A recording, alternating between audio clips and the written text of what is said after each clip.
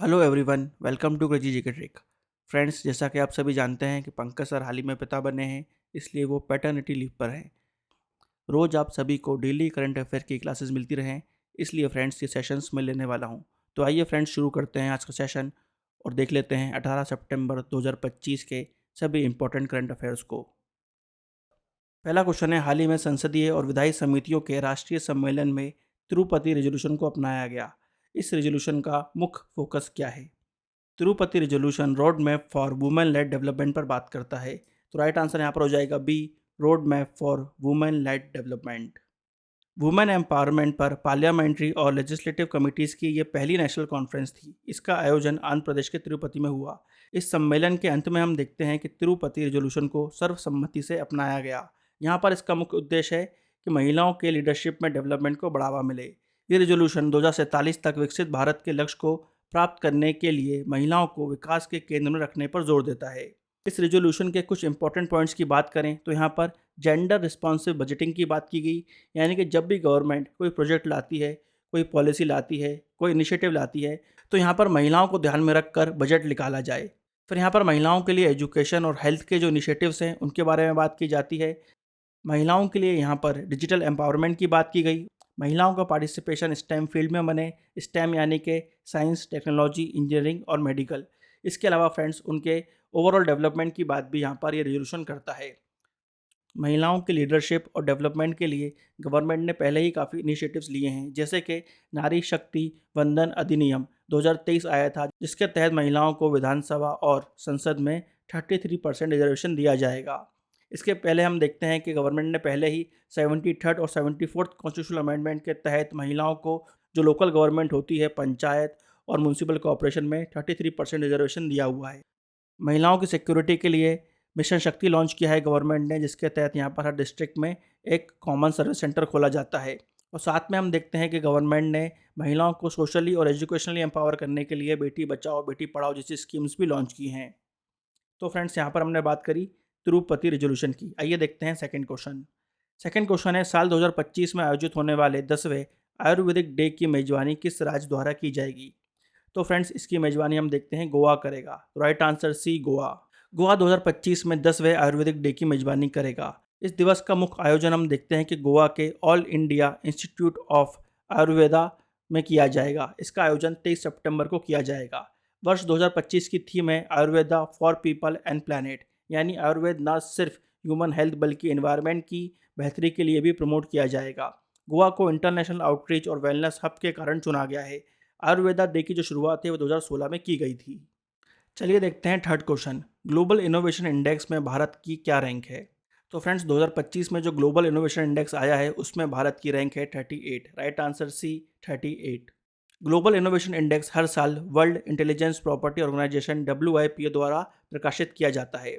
यहाँ पर हम इंडिया के परफॉर्मेंस की बात करें तो इंडिया ने पिछले साल के मुकाबले 8 पायदान की बढ़त बनाई है। इससे पहले इंडिया की रैंक 2024 में 46 थी, जो अब बढ़कर 38 हो गई है। यहाँ पर खासकर इंडिया ने नॉलेज और टेक्नोलॉजी आउटपुट्स में अच्छा प्रदर्शन किया है। भारत ने लो मिडिल इनकम इकोनॉमीज़ में प्रथम स्थान प्राप्त किया है। ये भारत के मजबूत होते इनोवेशन इकोसिस्टम और वैश्विक नवाचार में बढ़ती पकड़ को दर्शाता है। आइए देखते हैं ग्लोबल इनोवेशन इंडेक्स में टॉप 3 कंट्री कौन सी रहीं। पहले पायदान पर स्विट्जरलैंड रहा, सेकंड पर स्वीडन और तीसरे पर USA। ग्लोबल इनोवेशन इंडेक्स जो होता है वो 80 से ज़्यादा इंडेक्स पर आधारित होता है। इन इंडेक्स को 2 भागों में बांटा गया है, जैसे कि इनोवेशन इनपुट, जिसके अंदर R&D, infrastructure, institutions, human capital आता है, और इनोवेशन आउटपुट, इसके अंदर नॉलेज क्रिएशन, टेक्नोलॉजी आउटपुट और क्रिएटिव आउटपुट्स आते हैं। तो यहाँ हमने बात करी ग्लोबल इनोवेशन इंडेक्स की। चलिए आगे बढ़ते हैं और देखते हैं आज का ऑफर ऑफ द डे। आज ऑफर ऑफ द डे में है UPSI PYQ एनालिसिस। UPSI के जो भी प्रीवियस ईयर पेपर हुए हैं उनका एनालिसिस यहाँ पर आपको ई बुक के फॉर्म में दिया जाएगा। यहाँ पर हर शिफ्ट को एनालाइज किया गया है और जो भी सब्जेक्ट्स UPSI में कवर होते हैं उन सबका एनालिसिस आपको यहाँ पर देखने को मिलेगा। ये ई बुक्स आपको हिंदी और इंग्लिश दोनों ही लैंग्वेज में अवेलेबल हैं। ओनली 21 रुपीज़ की कॉस्ट में आप UPSI के पिछले साल के पूरे पेपर्स का एनालिसिस देख सकते हैं। UPSI के अलावा हमारे प्लेटफॉर्म पर आपको IB, ACIO, CPO, CHSL, Delhi police और CGL इन एग्जाम्स के भी एनालिसिस देखने को मिल जाएंगे। अगर आप चाहें तो पूरा कॉम्प्रहेंसिव पैकेज भी ले सकते हैं, जो आपको 74 रुपीज़ की प्राइस में मिल जाएगा, जिसके अंदर आपको हर एग्जाम का प्रीवियस ईयर एनालिसिस देखने को मिलेगा। ये एनालिसिस बहुत ही इंपॉर्टेंट होता है, खासकर जब हम प्रिपरेशन कर रहे होते हैं। यहाँ से हमको अंदाज़ा लगता है कि एग्जामिनर किस तरह के क्वेश्चंस को पूछ रहा है और किस दिशा में हमको पढ़ाई करना चाहिए। तो जो भी स्टूडेंट्स यहाँ पर एग्जाम को लेकर सीरियस हैं, उनको एक बार PYQ एनालिसिस ज़रूर देखना चाहिए। यहाँ पर क्वेश्चंस की डिटेल भी दी गई है, उनका लेवल भी दिया गया है और किस टॉपिक से क्वेश्चन बार बार आ रहा है उस चीज़ को भी हाईलाइट किया गया है। चलिए आगे बढ़ते हैं और देखते हैं फोर्थ क्वेश्चन। फोर्थ क्वेश्चन है, आनंद कुमार वेल कुमार किस खेल से संबंधित हैं? आनंद कुमार वेल कुमार स्पीड स्केटिंग से संबंधित हैं। Right answer A, speed skating. Anand Kumar Vel Kumar एक भारतीय इनलाइन स्पीड स्केटर हैं। हाल ही में हम देखते हैं कि उन्होंने चीन के स्पीड स्केटिंग वर्ल्ड चैंपियनशिप में भारत को पहली बार गोल्ड मेडल दिलाया है। उन्होंने मेंस 100 मीटर स्प्रिंट इवेंट में ये जीत हासिल करी। ये भारत के लिए स्पीड स्केटिंग में पहला वर्ल्ड चैंपियनशिप गोल्ड मेडल है। इसी दिन हम देखते हैं कि आनंद कुमार ने 500 मीटर स्प्रिंट में भी ब्रॉन्ज मेडल जीता, जो कि भारत का पहला सीनियर वर्ल्ड चैंपियनशिप मेडल था। जूनियर कैटेगरी में कृष्ण शर्मा ने 1000 मीटर स्प्रिंट में गोल्ड जीता, जिसके बाद हम देखते हैं कि भारत ने डबल गोल्ड अपने नाम किया। आइए देखते हैं फिफ्थ क्वेश्चन। भारतीय क्रिकेट टीम का आधिकारिक प्रायोजक यानी कि स्पॉन्सर कौन बन गया है? तो यहाँ पर फ्रेंड्स अब इंडियन क्रिकेट टीम का स्पॉन्सर हमको अपोलो टायर्स देखने को मिलेगा। राइट आंसर ए, Apollo tyres. Indian cricket team का अब नया ऑफिशियल स्पॉन्सर अपोलो टायर्स बन गया है। अपोलो टायर्स ने ड्रीम 11 को रिप्लेस किया है, जिसकी स्पॉन्सरशिप गवर्नमेंट के न्यू ऑनलाइन गेमिंग रूल्स की वजह से ख़त्म हो गई थी। यहाँ पर ये जो अपोलो टायर्स के साथ एग्रीमेंट है वो 2.5 साल का होने वाला है। मार्च 2028 तक ये एग्रीमेंट चलेगा। अपोलो टायर्स का लोगो इंडियन मेंस और Indian women's national cricket team की जर्सी पर हमको देखने को मिलेगा। अपोलो टायर्स करीब 579 करोड़ की वैल्यू के साथ सबसे बड़ा स्पॉन्सरशिप एग्रीमेंट कर रहा है BCCI के साथ। अपोलो टायर्स पहली बार इंडियन क्रिकेट टीम का स्पॉन्सर बन रहा है, इस पॉइंट को भी नोट करिएगा। अपोलो टायर्स की बात करें तो फ्रेंड्स इस कंपनी का गठन 1972 में हुआ था। इसका हेडक्वार्टर गुरुग्राम हरियाणा में है। इसका पहला प्रोडक्शन यूनिट हमको परम्बर केरला में देखने को मिलता है, जिसको ओपन किया गया था 1975 में। फिलहाल इसके CEO हैं Neeraj Kanwar. Apollo tyres tyre manufacturing में काम करता है। ग्लोबली 100 से ज़्यादा देशों में ये टायर्स को एक्सपोर्ट करता है। इसका टर्नओवर लगभग $2.3 बिलियन है।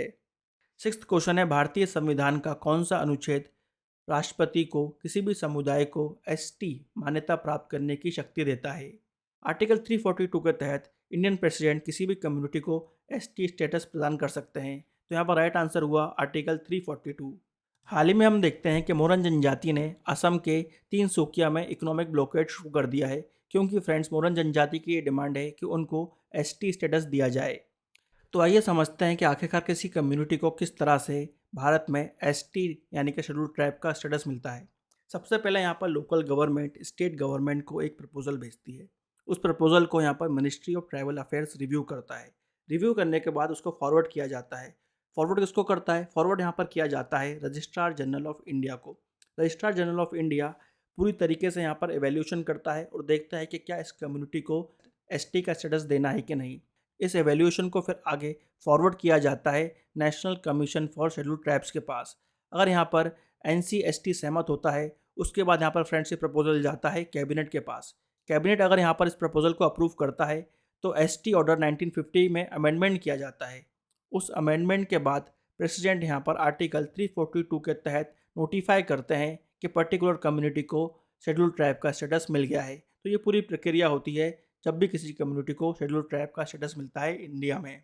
ये जो इवैल्यूएशन का क्राइटेरिया है वो लोकुर कमेटी की जो रिपोर्ट आई थी 1965 में, उसके तहत किया जाता है। उसके अंदर कुछ इंपॉर्टेंट पैरामीटर्स दिए गए थे, जैसे कि क्या आज भी उस ट्राइब में प्रिमिटिव ट्राइब्स हैं, उनका कल्चर कितना अलग है, जोग्राफिकली वो कितना आइसोलेटेड हैं, क्या वो कम्युनिटी आज भी सोशली और इकोनॉमिकली बैकवर्ड है, और क्या वो कम्युनिटी आज भी बाय एंड लार्ज जो मुख्य धारा है उससे नहीं जुड़ पाई है। इसके अलावा भी बहुत सारे पैरामीटर्स होते हैं जिसके आधार पर ये पूरा एवेल्यूशन किया जाता है। ये जो एवेल्यूशन के क्राइटेरिया हैं ये दिए गए हैं लोकुर कमेटी रिपोर्ट 1965 में, जिसको मोटे तौर पर यहाँ पर फॉलो किया जाता है। इसी प्रकार हम देखते हैं कि आर्टिकल 341 में शेड्यूल कास्ट के लिए ये प्रावधान दिए गए हैं। तो फ्रेंड्स यहाँ पर हमने डिस्कस करा कि किस तरह से किसी भी समुदाय को शेड्यूल ट्राइब का स्टेटस मिलता है इंडिया में। चलिए देखते हैं सेवंथ क्वेश्चन। भारत का पहला विदेशी satellite tracking and communication station कहाँ स्थापित किया जाएगा? तो फ्रेंड्स ये स्थापित किया जाएगा मॉरिशस में। Right answer B, Mauritius. तो भारत का पहला विदेशी satellite tracking and communication station Mauritius के डियोगो गार्सिया में बनाया जाएगा। बहुत इंपॉर्टेंट पॉइंट है, एक बार इसको जरूर देखिएगा। हाल ही में इंडिया और मॉरिशस ने इसको लेकर मेमोरेंडम ऑफ अंडरस्टैंडिंग साइन किया है। ये स्टेशन सैटेलाइट और लॉन्च व्हीकल के टेलीमेट्री, ट्रैकिंग और कम्युनिकेशन के लिए काम करेगा। ये इंडियन ओशन क्षेत्र में सैटेलाइट मिशन की मॉनिटरिंग और डाटा प्राप्त करने में इंपॉर्टेंट रोल निभाएगा। इस स्टेशन के जरिए इंडिया अपने जो सैटेलाइट मिशन होते हैं उनकी बेहतर मॉनिटरिंग और कमांडिंग कर पाएगा। इस स्टेशन से हम देखेंगे कि इंडिया को इंडियन ओशन रीजन के कई हिस्सों में सैटेलाइट सर्विस देने में आसानी होगी। हाल ही में हम देखते हैं कि मॉरिशस के प्रधानमंत्री नवीन चंद्र रामगुलम यहाँ पर आए हुए थे, जिसके बाद इंडिया और मॉरिशस के बीच में काफ़ी विषयों पर एमओयू साइन हुए। 9 से 16 सितंबर तक वो भारत में थे और इस बीच उन्होंने 7 एमओयू साइन किए। Science, oceanography, public administration, power, hydrography, space, ये वो क्षेत्र हैं जिन क्षेत्र में यहाँ पर उन्होंने एमओयू साइन किए। यहाँ पर इंडिया ने मॉरिशस को $680 मिलियन का डेवलपमेंट पैकेज भी दिया है। इसी के साथ यहाँ पर यह अनाउंस किया है कि भारत 5 मेगावाट का फ्लोटिंग सोलर पावर स्टेशन बनाएगा टेमराइट फॉल्स में। ये सब जो अनाउंसमेंट्स और पार्टनरशिप इंडिया कर रहा है वो इंडिया की नेबरहुड फर्स्ट पॉलिसी के तहत आते हैं और इंडिया का जो विजन है महासागर इंडियन ओशन रीजन में अपनी प्रेजेंस को बढ़ाना, उसके तहत ये पूरे प्रोजेक्ट्स यहाँ पर अनाउंस किए गए हैं। चलिए देखते हैं 8th question. Demography, representation, delimitation, the north south divide in India नामक पुस्तक के लेखक कौन है? फ्रेंड्स, ये किताब लिखी है रवि के मिश्रा ने। राइट आंसर ए, रवि के मिश्रा। रवि के मिश्रा एक हिस्टोरियन है जो इंडियन डेमोग्राफी, पॉलिटिकल हिस्ट्री और पॉलिसी मैटर्स पर रिसर्च करते हैं। वे prime ministers museum and library new Delhi में जॉइंट डायरेक्टर के पद पर हैं। इस किताब में उन्होंने भारत के नॉर्थ और साउथ के बीच में पॉपुलेशन ग्रोथ, इलेक्टोरल डिलिमिटेशन और रिप्रेजेंटेशन के इश्यूज पर गहराई से एनालिसिस किया है। बुक में 1881 से लेकर अभी तक के सेंसस डाटा का यूज़ किया गया है। इस बुक में यह दिखाया गया है कि किस तरह की पॉपुलेशन ग्रोथ का पैटर्न रहा और किस तरह से पॉलिटिकल रिप्रेजेंटेशन में अंतर आता है। ये बुक इंडिया के इलेक्टोरल और सोशल पर्सपेक्टिव से बहुत इंपॉर्टेंट है। हाल ही में कुछ और भी इम्पोर्टेंट बुक्स लॉन्च हुई थी, जैसे कि अरुंधति रॉय की mother Mary comes to me, Amish Tripathi की the Chola tigers, the avengers of Somnath, और retired lieutenant general KJS Dhillon की ऑपरेशन सिंदूर। आइए देखते हैं अब 9th क्वेश्चन। विश्व बैंक के public finance asset management programme में चुने जाने वाले पहले भारतीय कौन हैं? वर्ल्ड बैंक के public finance asset management programme में जो पहले भारतीय चुने गए हैं वो हैं Shri Vivekananda Gupta. Right answer A, Shri Vivekananda Gupta. वो भारत से पहले व्यक्ति बने हैं जिनका सिलेक्शन इस प्रोग्राम में हुआ है। श्री विवेकानंद गुप्ता EPFO में रीजनल प्रोविडेंट फंड कमिश्नर हैं। Public finance asset management programme World Bank और मिल्किन इंस्टीट्यूट द्वारा आयोजित किया जाता है। ये एक प्रेस्टिजियस लीडरशिप डेवलपमेंट इनिशिएटिव है। ये प्रोग्राम सीनियर फाइनेंशियल प्रोफेशनल्स को कैपिटल मार्केट, इन्वेस्टमेंट रिजीम और स्ट्रेटेजिक एसेट मैनेजमेंट में एडवांस्ड स्किल्स प्रोवाइड करता है। इस प्रोग्राम में हम देखते हैं कि 13 कंट्रीज़ के 16 पार्टिसिपेंट्स इंक्लूड किए गए हैं। 11 यहाँ पर सेंट्रल बैंक से आएंगे, 3 यहाँ पर सॉवरेन वेल्थ फंड से आएंगे और 2 यहाँ पर पेंशन फंड से आएंगे। EPFO दुनिया का सबसे बड़ा सोशल सिक्योरिटी फंड मैनेजर है, जिसके पास लगभग 25 लाख करोड़ का फंड है। इस पॉइंट को भी नोट करिएगा। चलिए फ्रेंड्स, देखते हैं अब हम 10th क्वेश्चन। 2025 का ASME हॉली अवार्ड किसे मिला है? तो फ्रेंड्स, 2025 में हम देखते हैं कि ASME हॉली अवार्ड बाबा कल्याणी को मिला है। राइट आंसर सी, बाबा कल्याणी। ASME यानी कि American society of mechanical engineering. ASME का ये जो हॉली अवार्ड होता है वो इंजीनियरिंग के क्षेत्र में आउटस्टैंडिंग लीडरशिप और इम्पोर्टेंट कंट्रीब्यूशन के लिए दिया जाता है। बाबा कल्याणी को यह पुरस्कार उनकी engineering leadership ability, global supply chain के चैलेंजेस के बीच में state of the art manufacturing के क्षेत्र में उनका जो कंट्रीब्यूशन हुआ है उसके लिए दिया गया है। बाबा कल्याणी फ्रेंड्स भारत फोर्ज के चेयरमैन और मैनेजिंग डायरेक्टर हैं। उनकी कंपनी भारत फोर्ज ने ग्लोबल लेवल पर एडवांस्ड मैन्युफैक्चरिंग टेक्निक्स और इंडस्ट्री को बढ़ावा देने में महत्वपूर्ण भूमिका निभाई है। यह अवार्ड 1924 से दिया जा रहा है और विश्व के इंजीनियरिंग फील्ड में उच्च सम्मान माना जाता है। बाबा कल्याणी तीसरे भारतीय बने हैं जिनको ASME हॉली अवार्ड मिला है। इससे पहले योगेश जलूरिया को 2020 में यह अवार्ड दिया गया था और 2010 में अश्विनी के गुप्ता को यह अवार्ड दिया गया था। तो यहाँ पर हमने 18 सितंबर के सभी इंपॉर्टेंट करंट अफेयर्स को डिस्कस कर लिया है।